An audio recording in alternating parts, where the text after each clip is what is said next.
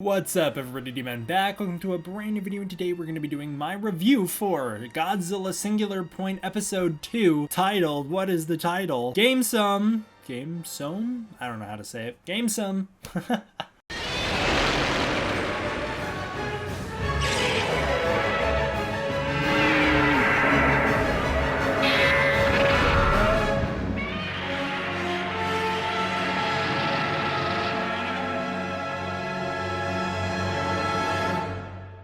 This might be the latest I've ever recorded a video. It's currently 12 in the morning. I just finished the episode. I watched it twice, once without subtitles, once with subtitles, just so I could soak in the visuals, and then so I could understand the story, because the subtitles are just constant, and they're very fast, and so I have to pause a ton in order to keep up, which is kind of embarrassing, but it's true. I have to pause like every line, and so, you know, it's just not totally worth it to watch it like that on my first go, so I might as well just watch it all the way through and enjoy the visuals and soak it in. I will say, I have a feeling that a lot of Godzilla fans are going to get bored with this show starting in episode 2, because in episode 1 there's enough mystery and intrigue, and it's the first episode, you're not really expecting anything big to happen, but in episode 2 nothing huge really happens for most of the episode, and I think a lot of Godzilla fans are gonna be like, ooh. Look guys, I watched it without subtitles in Japanese. I couldn't understand a word they said, and even I liked it. I was still engaged the whole time, so I'm sure if people are gonna complain about it, I just don't really think those complaints are gonna be as valid as I think a lot of people will make them seem. That's just a prediction though. This episode kicks off really well. I mean, we got a really wacky intro. I'm actually a big fan. This intro theme song, I know on Twitter everybody's disagreeing with me, but I am onto something here. The intro theme song sounds like the intro to Danny Phantom. Like the old Danny Phantom intro, that's like the intro to the Godzilla Singular Point theme song.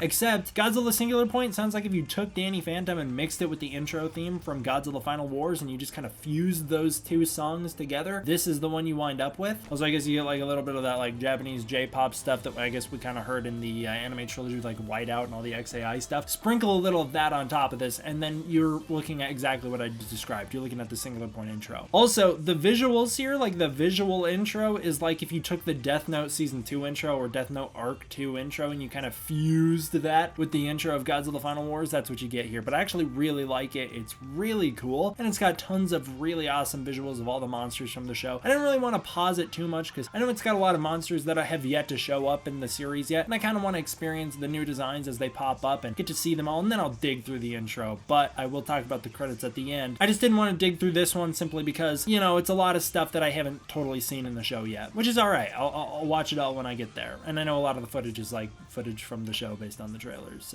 So I totally forgot to mention that Mei and Kato, they know each other. Some of this slipped my mind in the last review. Yeah, they're friends from high school, so it's like cool that they got like a connection together, and that's how the storylines kind of intersect. The two of them have met up, and now they're headed towards this little festival that's going on where Jet Jaguar is being shown off to the public. Rodan crashed the party at the end of last episode, and now, yeah, he's going crazy, and Yun is trying to protect this kid, and then all of a sudden, Jet Jaguar gets up and running. Mr. Otaki himself pilots Jet Jaguar, and I was 100% expecting Jet Jaguar to come out the gate and just be a badass and wipe the floor with Rodan. Jet Jaguar gets dominated like 4 different times in this fight. He absolutely gets destroyed, and I rather enjoyed watching. It's like fun, and it was very engaging and suspenseful, and I truly thought that Otaki might die. But Otaki makes it out of there. They kind of trade pilots at one point. Yun pilots remotely. I actually thought Jet Jaguar's AI kicked in and was piloting. That is not the case. Yun was piloting. And then Yun uploads his AI to Jet Jaguar, and in that time he buys some time so that Rodan doesn't destroy Jet Jaguar, and then Jet comes online after losing an arm and getting very beaten up, and he looks so badass. He beats up Rodan a little bit, and then he does this like really cool standoff with one arm, and it's really awesome. Rodan then flies straight up in the air and then dies in a hot steaming mess. I was kind of shocked to see them kill Rodan like that. I mean, I know that there's a million Rodans, but still, I kind of thought that they would do something a little more spectacular. I actually like what they did. It's a little more intriguing intriguing than just having like Jet Jaguar snap his neck. Plus, it's also better because it raises the stakes next time, because now we see Jet Jaguar has yet to win a fight, and so it gives us more stakes going into the next few episodes. The rest of the episode centers around the investigation on, first of all, what is Rodan? That's the main story, is everybody trying to figure out what Rodan is. Where is he coming from? There's a few Rodan dead bodies that start appearing, and everybody wants to know what's up with those. And they kind of find out he's a radio wave monster, and he has the element radon emitting from him, and so they call him Rodan, or Radon. So that's the main story. They find out that Rodan's got like electric eel type biology, but he also doesn't really seem to be something of the planet. He doesn't have a stomach, and there's all sorts of inconsistencies with his DNA, which is super intriguing. I like that. I like the idea that he's kind of like an extra dimensional being. All of the monsters in this universe kind of seems like they talk about imaginary monsters, and I like that idea. I like the idea that these are like things from a different universe basically porting their way into our universe. Really cool. So Rodan's got like electromagnetic frequencies emitting from him. He is also the source of the song, it seems. Anyways, I think that's the idea. He emits radio waves, and he's certainly drawn to radio waves, and I think the radio waves he's emitting are the song that we heard, because they link it to the song from Misaki Yoku, and they link it to the old spooky house. Meanwhile, Mei, she's on her own mission. Basically, Pero like uploads a little thing about all of her findings on imaginary monsters to the internet, and now she's got a lead with Dr. Lee. So we'll see where that goes in the future. The other storyline for this episode centers around Sato, who now I realize his name's kind of like Kato, but it's a different guy. Sato, who's currently investigating the history of Godzilla, the Godzilla bones. He's trying to figure out what's up with the Godzilla bones, and he stumbles upon this guy called Ashihara, who founded the Misaki-Yoku factory, or whatever it is. It's a little place that studies radio waves, and that's their job. But they also strangely have Godzilla bones downstairs. I have a feeling that Yamamoto guy is going to be a bad guy, but I will wait to see. So that's the other storyline, is that he's trying to figure out what's going on with Godzilla, and he somehow links the bones to this old dude who used to work at this place but has disappeared. And this dude also seemed to know of electro-transmitted monsters. The big reveal at the end of the episode is, of course, that a million new Rodans fly up out of the water. They look much more like the classic Rodan. They're the ones we see in the trailer a lot more. So there's a lot of intrigue there. There's also this Red Sea stuff, and I really like the discovery of Godzilla. We have this girl, Satomi Kamahara. She shows up, and she's like, there's this picture of this thing called Godzilla, and there's all these Rodans around it, so we got to be prepared for this apocalyptic monster to show up out of the Red Sea. I love it. And they do just call him Godzilla. That's just what they call him. They talk about how biblical Godzilla is, and I think it's really cool. We also have the first setup for Kaneko and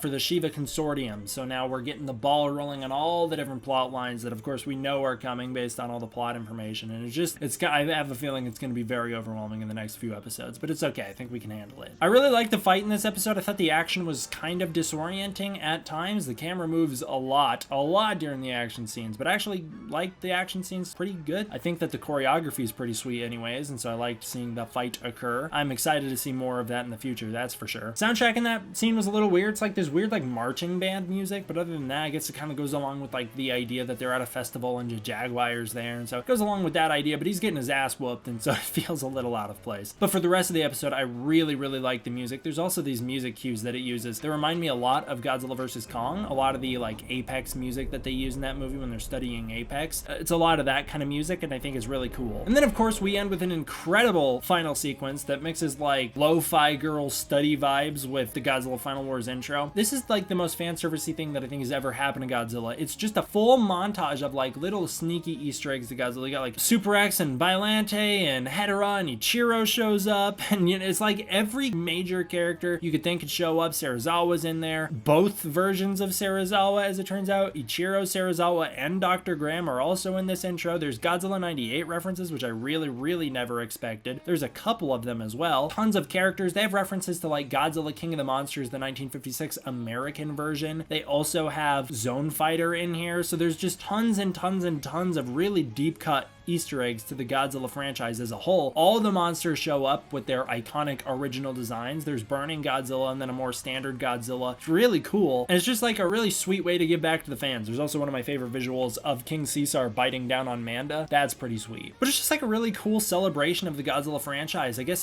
my interest is if it's going to be at all related to the series. I know there was a lot of speculation going in that this would be like Godzilla Multiverse, where the Godzilla Multiverse is collapsing into a singular point. And this outro, it's certainly lend to that theory. I don't actually think that's the case. I think this outro is just a little bit more of like a fan servicey celebration of the Godzilla franchise, but either way, it is still fun to speculate, even if it's not going to turn out to be true. I really liked this episode. I think it's super intriguing. Even watching it without subtitles, I was still very intrigued. It didn't bore me, that's for sure. Thought the action was cool. Could slow down on the camera movement so I can understand what's happening a little more. But overall, I thought this episode was really good, and I'm really excited to see where this goes. I truly don't know. I have no idea. I think the Rodans are going to invade the city. They're definitely going to hook Jet Jaguar up on those new like robo wheel carts that they saw, because we've seen Jet Jaguar and wheels in the trailer. So I think Jet's going to show up on wheels and kick some ass, and I don't know where this is going to go. I don't know what Godzilla's going to do. I have a feeling that it's going to be a long time until we see him. My guess is probably episode 3 is going to be Titanosaurus's introduction, simply because we have the Red Sea now very clearly established. I could definitely see him being like the end of the episode reveal of him jumping over the ship from the trailer. So that's just my guess. I have no idea if it's going to be accurate or not. I'm still interested in those Godzilla bones. I have no idea what they're going to do with that. I think that's just going to be a previous Godzilla. I don't think they're going to resurrect him, but of course,